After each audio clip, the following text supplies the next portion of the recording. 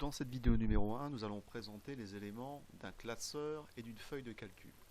Donc, nous avons ouvert ici le classeur coût-adb.xls.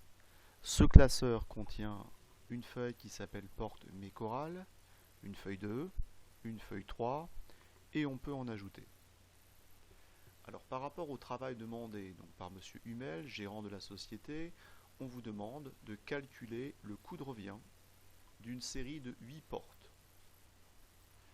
Il nous reste à saisir dans cette feuille de calcul certains éléments qui sont des données comme les éléments du coût d'achat, les éléments du coût de production, les éléments du coût de commercialisation et le coût administratif. Alors pour faire une saisie, on se place à l'intersection d'une ligne et d'une colonne, donc colonne D, ligne 8, la cellule active est la ligne 8, et je saisis la valeur comme indiqué sur l'annexe 1, 1200 €. Je continue. 180 € d'achat de quincaillerie. En D10 maintenant, 800 € d'achat de bois massif. Frais de livraison 150 €. Je passe maintenant en D14 pour faire la saisie de la sous-traitance de finition en production, 980 €.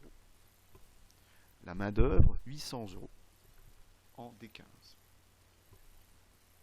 En D16, je vais saisir les 300 € qui correspondent au coût d'utilisation des machines. On peut parler d'amortissement. En D20, je vais saisir le coût de transport, 200 €. Alors je peux saisir encore une fois dans cette zone, mais si l'espace, la largeur de la colonne n'est pas assez importante, on peut saisir tout en haut encore.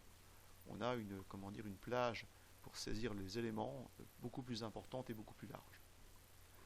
200 €, frais de prospection 200 €, publicité 300 €. Le coût administratif est de 200 €, que je saisis en D26. Voilà, il me restera dans l'étape suivante à réaliser sur Excel les formules de calcul qui vont me permettre d'aboutir au calcul du coût de revient.